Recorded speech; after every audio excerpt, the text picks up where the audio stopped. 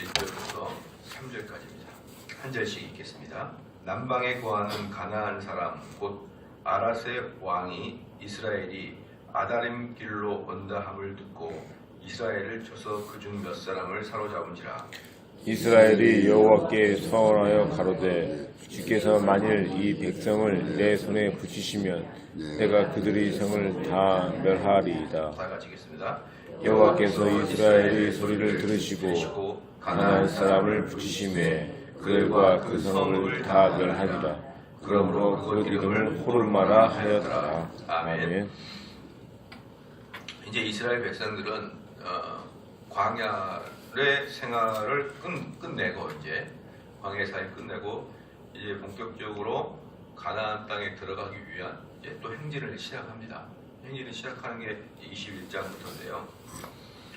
가나안 에서 뭐 아로까지 다 죽고 장례까지 다 치른 다음에 가데스 바네아를 떠나서 이제 가나안 땅으로 들어가게 되면 또 과정이 있잖아요. 또 그 짧지 않은 거리거든요. 그게 또 그리고 지난번에 봤지만 에돔이 통과하지 못하도록 막게 되므로 또 이제 아주 골치 아픈 땅으로 돌아다니게 생긴 거죠. 짧지는 않지만 어쨌든 가데스 바네아를 떠나게 되므로 이제 가나안 땅으로 들어가는 실질적인 또 행군을 또 합니다.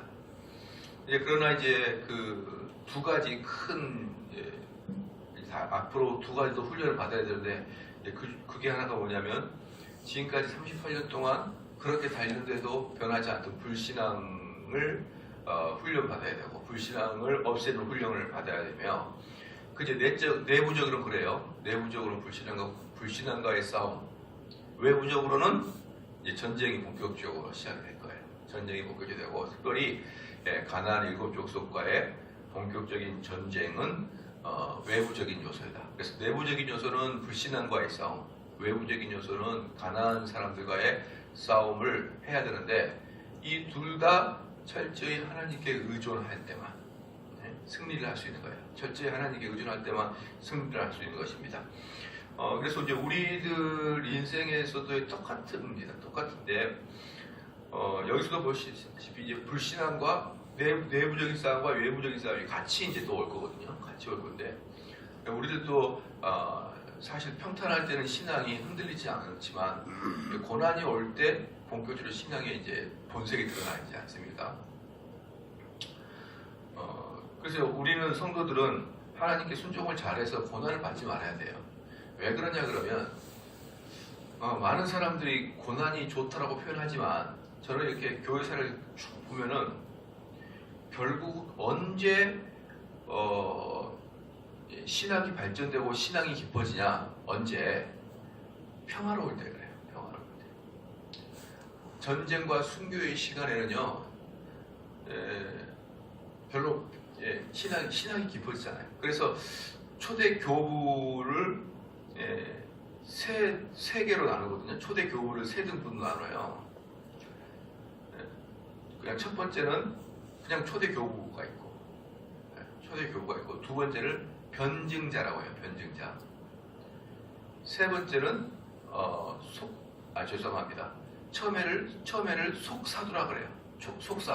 속사도라 그러고 두 번째는 변증자라 그러고 세 번째는 니케아 회의 교부라고 그래요. 니케아 회의 교부. 니케아 회의 이제 이후부터의 교부를 나타내는 거예요. 초대 교부는 속사도, 사도 바로 제자들, 사도들의 제자들. 그 다음에 변증자, 그 다음에 니케아 이후의 교부, 이렇게 세 개로 분류를 하는데 언뜻 보면은 속사도가 아주 유능할 것 같잖아요. 속사도의 대표적인 사람이 폴리카프 같은 사람. 그 다음에 이제 변증자가 나타나고 변증하는 신분들이 나타나고 그 다음에 이제 니케아 이후인데 앞에 두 부류 있잖아요. 속사도하고 변증자들은 이제 그 다음 니케아 회의에서 모였어요. 전체 니케아 회의 모였다는 게 무슨 말입니까? 이제 종교가 탄압받지 않습니다. 종교가 탄압받지 않고 최초로 모여진 회의가 니케아 회의예요. 콘스탄티 황제가 명하여서 그럴 때 속사도와 변증자들은 얼굴에 귀가 없고 눈이 빠져 있고 큰 엄청난 상처를 몸에 고난과 순교의 흔적들을 가지고 그 회의에 참석합니다. 그럴 때 그 니케아 회의 때 참석하는 사람들 중에 제대로 그 몸이 성한 사람이 별로 없었어요. 근데 이제 그때 이후에 교부가 된 사람이 대표적인 사람이 니케아 이후 교부가 된 대표적인 사람이 어거스틴이에요. 어거스틴. 앞에 두 부류는 기독교를 지킨 자라였다면 니케아 이후 교부들은 기독교의 꽃을 피운 사람들이죠. 그래서 우리 기독교에는 고통과 평화가 번갈아 있어야 된다. 고통이 있을 때는 그 단체가 정화될 것이고 평화가 있을 때는 번영할 것이에요. 그건 분명합니다. 그래서 교회에서는 계속 그래요. 고통이 있을 때 기독교가 막 꽃을 피고 그러는 게 아니에요. 깊어지고 그런 게 아닙니다. 고통이 있을 때는. 근데 어느 정도 평화가 유지가 될 때는 이제 진짜 학자들이 나타나는 거죠. 진짜 학자들이 나타납니다. 마찬가지로 우리는 그 내적과 외적의 싸움을 싸워야 되는데 여러분들이 그 외적으로 평안할 때 진짜 신앙을 깊이 들어가야 됩니다. 진짜. 고통스러울 때는 그 신앙을 붙들고 믿음을 잃지 않기 위해서 발버둥을 치지만 이제 평화로울 때는 어때요? 깊이 들어가야 되는데 이게 청개구리잖아요. 청개구리. 그래서 고통스러울 때는 뭔가 신앙을 깊이 하려고 막 하다가 평화로우면 나태해져 버리고 그러니까 신앙 생활을 잘 못하는 겁니다. 그래서 이들은 지금 뭡니까? 불신앙과 또 외부에 대한 원주민들과의 전쟁을 하기 전에 이들은 이제 그 과정 중에 가데스 바네아에서 진짜 본격적으로 요단강을 건너기 전까지 고대 이제 그 사이에서 이제 이 믿음의 훈련을 해야 되는데 요 훈련을 잘 견딘 다음에 그다음 뭐가 올까요? 전쟁이 온 다음에 그 다음에 평안이 온단 말이죠. 그럴 때 이제 이스라엘 백성들에게는 진짜 우상을 숭배하느냐 신앙에 깊이 들어가느냐 그런 차이가 있습니다.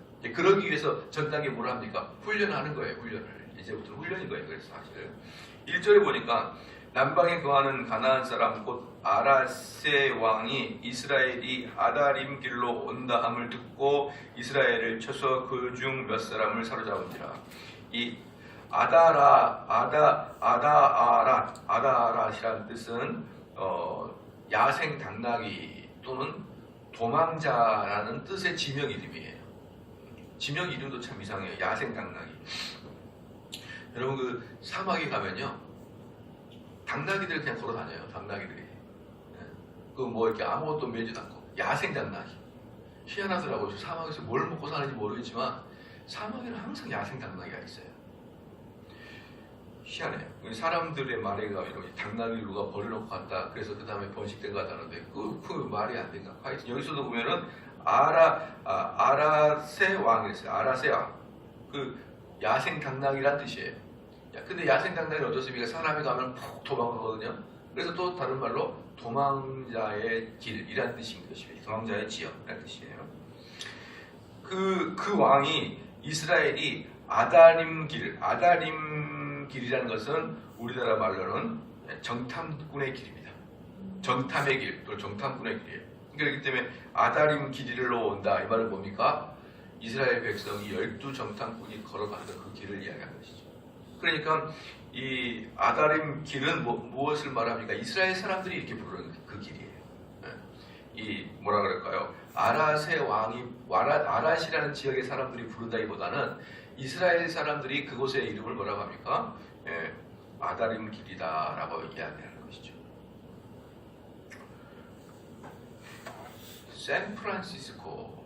샌프란시스코는 스페인 말이거든요. 영어로 말한다면 세인트 프란시스코예요. 세인트 프란시스코. 샌프란시스코 얼마나 좋아요. 태평양 연안에 아름다운 그 지역이. 그럼 그게 원래 인디안들이 그것을 샌프란시스코라 불렀겠냐고요.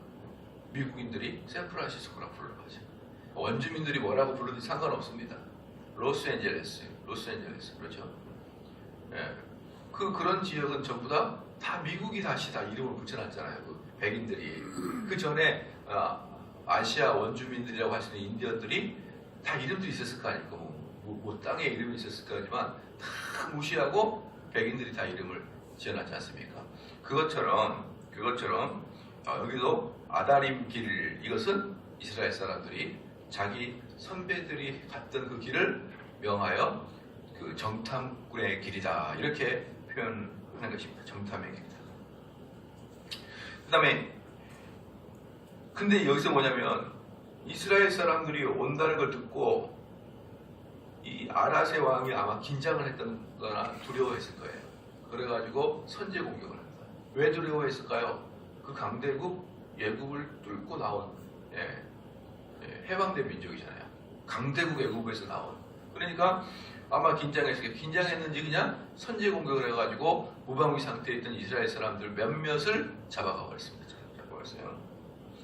몇 사람을 사로잡은 자. 2절에 이스라엘이 여호와께 소원하여 가로되 주께서 만일 이 백성을 내 손에 붙이시면 내가 그들의 성읍을 다 멸하리이다. 이스라엘 사람들이 너무나 이제 화가 난 거예요. 너무나 화가 난 겁니다. 원래 전쟁도 말이에요, 이렇게 갑자기 뒤에서 공격하고 그러는 게 아닙니다. 원래 전쟁은 선전포고를 하는 거예요. 내가 공격하겠다. 그게 전쟁이죠. 이렇게 갑자기 뒤에서 치는 강도나 마찬가지죠. 엄청나게 이스라엘 백성들은 화가 났는데 그들은 두 가지를 가지고 이 전쟁에 참석합니다. 왜? 어떤 마음이냐면 내가 저 백성을 멸해버리겠다는 그런 아주 적극적인 그 전쟁에 참여하고자 하는 마음과, 그 다음에 거기다가 또 하나 뭐가 있어요? 하나님께 전적으로 의존하는 서원이 있는 거잖아요. 그러니까 여러분들이 이 두 개를 같이 가져야 돼요. 이 신앙생활 때 뭐든지 두 개를 같이 가져야 됩니다. 하나님께서 나에게 해주시면은 내가 따라하겠습니다 라는 그것만 가지고 있으면 안 되는 거예요. 그것만 가지고 있으면 우리는 자주 말씀드리지만 너무나 그 하이퍼 칼빈주의에 빠져서 하나님이 내 마음을 변형시켜 줄 때까지 아무 일도 하지 않는 그런 움직이지 않는 자가 돼요. 움직이지 않는 자가.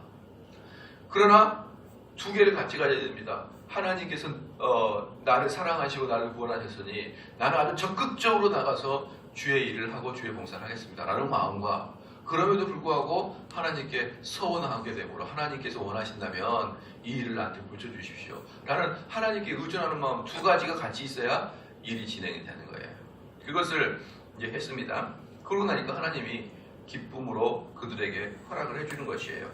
여호와께서 3절에 여호와께서 이스라엘 소리를 들으시고 가나안 사람을 붙이심에 그들과 그 성읍을 다 멸하니라. 그러므로 그곳 이름을 호르마라 하였더라. 호르마라 하였는데, 그러니까 이제 하나님께서 그것을 기쁘게 들으셨어요. 그래, 니네들 된다. 근데 실질적으로 이제 이 싸움은 신학적으로 어떤 싸움입니까? 가나안 땅에 들어가기 이전에 연습을 하는 거예요. 연습을. 그러니까 너희들이 어떠면서 한다. 전쟁을 해서 적극적으로 그들을 혁파하려고 하는 그 사상과, 그리고 하나님께 전적으로 의지하게 되면 너희들은 백전백승이라는 거예요. 백전백승이다.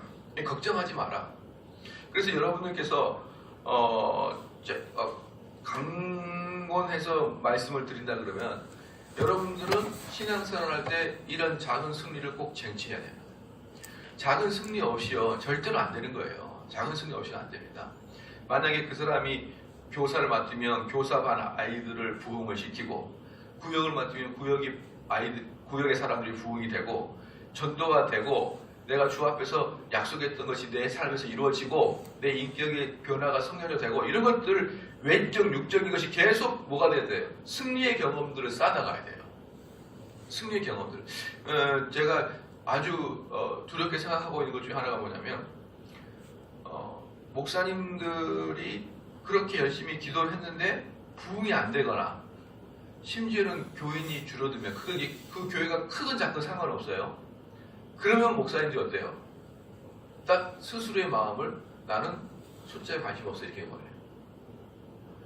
이건요 한마디로 영적 전투에 싸움을 하고자 하는 마음이 딱 사라진다는 뜻이에요. 지난주에 누가복음도 봐주셨죠? 어떻습니까? 우리 주님은 나가서 빨리 데려오잖아요. 그건 무슨 말이에요? 주의 종은, 주의 사역자는 비록 숫자가 오든 안 오든 그 제 책임이 아니에요.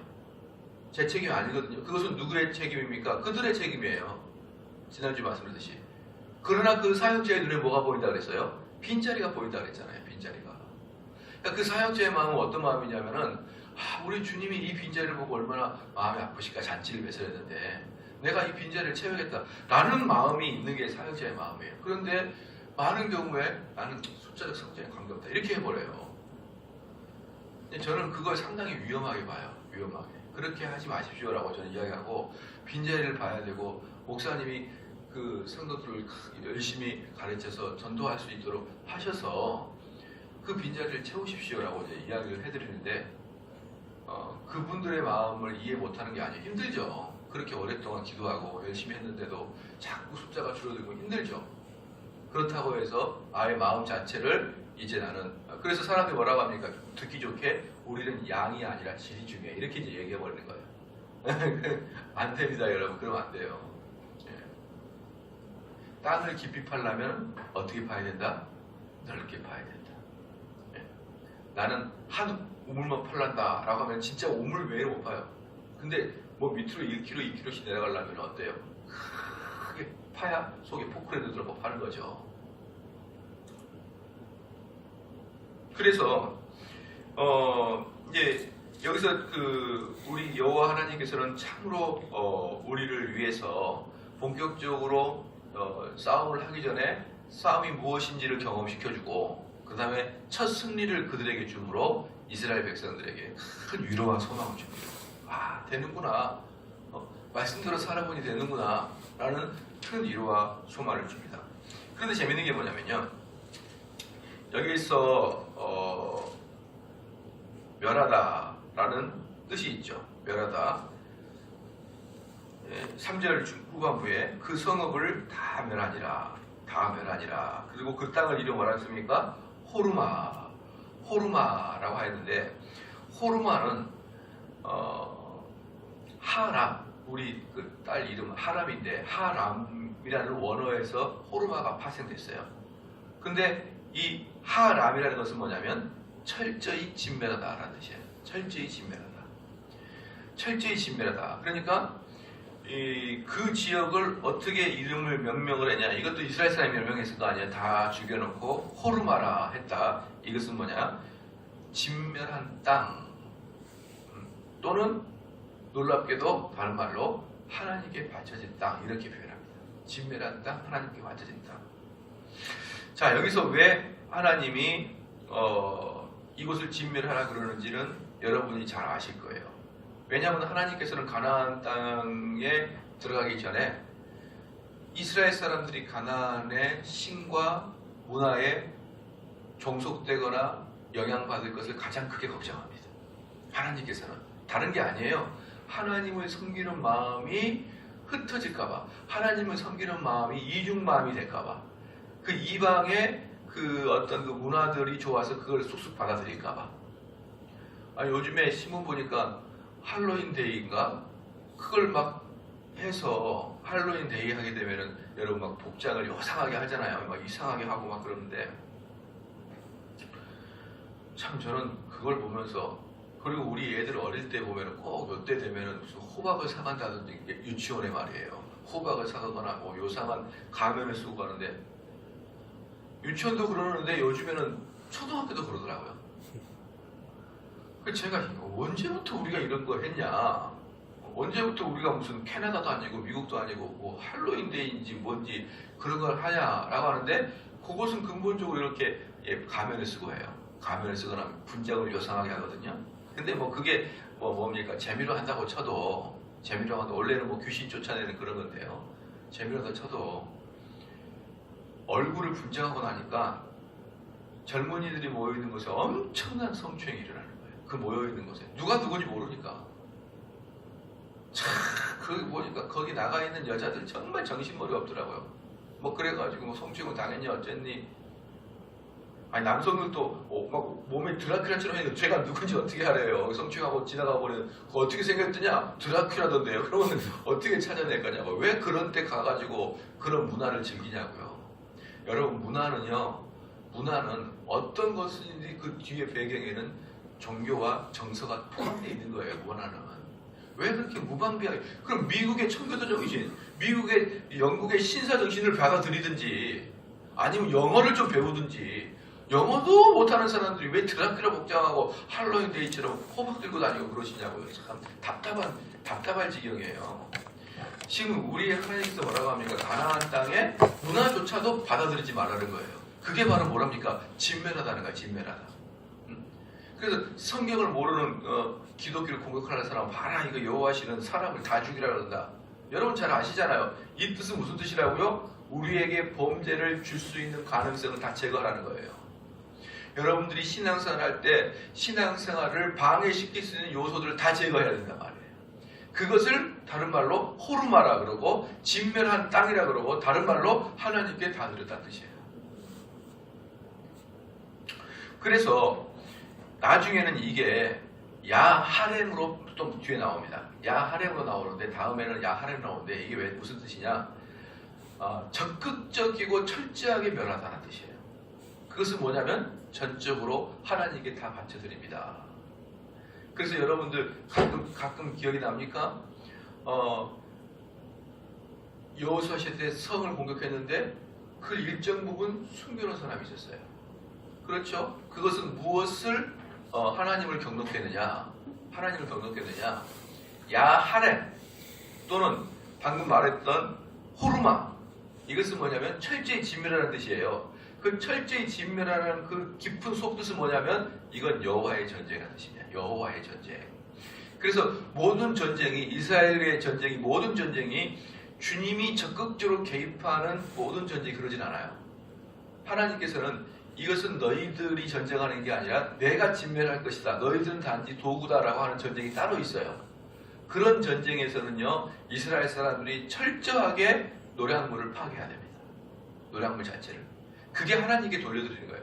그 고대 전쟁에서 여러분 전쟁 나면은 그 지역을 점령하잖아요. 그럼 그 지역에 있는 모든 것은 점령군 거예요. 토지부터 시작해가지고 아이들 6가지 전부 다. 그러면 그 군인들이 걔네를 데리고 가가지고 자기 노예로도 삼기도 하는 거예요. 자기들의 전리품이란 말이에요. 자기들의 전리품. 그러니까 전리품은 자기들 마음대로 하는 것입니다. 여러분 스페인이 중세시대 때는 유럽에서 제일 강대국이었어요. 유럽에서 제일 강대국이었다가 스페인이 지금 유럽에서 제일 강대국이 아니거든요. 2등 국가입니다. 2등, 지금은 2등 국가예요. 지금은 독일이나 영국이나 프랑스가 제일 강대국이죠. 스페인은 2등국이에요. 스페인이 2등국이 된 이유가 뭐냐면 1618년에부터 벌어졌고 1648년까지 했던 30년 전쟁에서 패배한 이후에 패배 자금, 군사 전쟁이 나면 그 전쟁을 일으킨 것에 대한 대가를 지불해야 할 거 아니에요. 그것을 100년 넘게 지불합니다. 그러면서 다시는 스페인이 일어서지 못하도록 돈을 다 뺏어가 버린 거예요. 한 100년 동안 전쟁 그 물자를 이제 다른 사람한테 배상하면서, 다른 나라에 배상하면서 아예 그냥 등골을 다 빼먹었습니다. 그 다음부터는 못 일어나요. 그 다음부터는 지금까지 스페인은 2등 국가예요. 여러분 한번 전쟁에서 패전국이 되면 일어나기 힘듭니다. 패전국이 되면 그 전쟁에 대한 자기들이 일으켰기 때문에 그에 대한 대가를 하고 왜? 야, 너 계산하자. 한 명당 1억씩 내라. 죽은 사람 한 명당 1억씩. 너희들이 전쟁에 이겼으니까 죽은 한 명씩 1억씩 내라. 파괴된 거 다 보상해라. 그 땅 일 떼내라. 그럼 어때요? 아니면 너희들 진멸할 것이다. 그러면 그거 전부 다 돈 내려준다면 아마 우리가 만약에 일본을 쳐서 이겼다. 근데 나중에는 미국이 개입해서 졌다. 그럼 일본 사람 우리가 한 1000만 명 죽였다. 그럼 어때요? 1인당 계산 다 지불해야 돼. 일본과 국제사회에서 계산한 대로. 그러면 우리나라 끝나는 겁니다. 그러면 못 일어나는 거예요. 그때부터는. 그런데 그 전리품은 무조건 승리자가 가지는데 그 전쟁은 누가 했다는 거예요? 여호와 하나님 했다는 거예요. 너희들은 손대지 말라는 겁니다. 그거. 근데 그걸 손대는 거예요. 그걸 손대가지고 숨겨놓는 겁니다. 그러면 하나님의 진노가 임하는 것이죠. 그게 하렘입니다. 하렘, 야하렘. 예. 오늘 봤던 호르마 이런 내용이 진멸하다는 뜻이 그런 뜻이에요. 그렇기 때문에 사랑하는 성도 여러분, 우리는 하나님께서 하신 것에 대해서 손을 아예 대면 안 되는 거예요. 아예 손을 대거나 그것에 군침을 갖거나 하는 것은 하나님을 곧바로 대적하는 것입니다. 그래서 이 전쟁의 사실은 첫 번째 전쟁이에요. 첫 번째 전쟁을 통해서 하나님께서는 뭘 보여주고 있습니까? 이 전쟁은 나의 것이고 너희들은 그냥 나에게 의존만 하면 되는 것이고 불만 불평 갖지 말고 하나님이 하신 대로 하라 그러면 너희들은 승리가 있을 것이다. 할렐루야. 아멘. 이것은 이스라엘 사람들에게 하나님이 보여주신 전쟁의 첫 번째 위로였습니다. 소망, 기쁨을 가져라. 너희들이 그동안 38년 동안 그렇게 나를 속삭여도 나는 너희들에게 기도에 응답했고 때에 따라서 먹을 것과 마실 것을 제공했고 구름과 불길로 인도했고 이제는 뭣도 하겠다. 전쟁에서 너희를 보호하겠다. 어때요? 기뻐요? 안 기뻐요? 크게 얘기해. 기뻐요? 안 기뻐요? 기쁘죠? 다 4절 한번 읽어보십시오. 4절 시작. 백성이 호르산에서 진행하여 홍해 길로 쫓아 에돔 땅을 둘러 행하여 하였다가 길로 인하여 백성이 마음이 상하니라. 5절 백성이 하나님과 모세를 향하여 원망을 되어야지. 보십시오. 이것도 제가 몇 번 말했어요. 심장병 걸린다니까요. 이 민수기 준비하면 심장병이 걸리는 거예요. 곧바로 은혜를 줬는데 또 조금 힘드니까 어때요? 원망하여. 이제 아론 돌아가셨으니까 모세를 향하여 원망하여.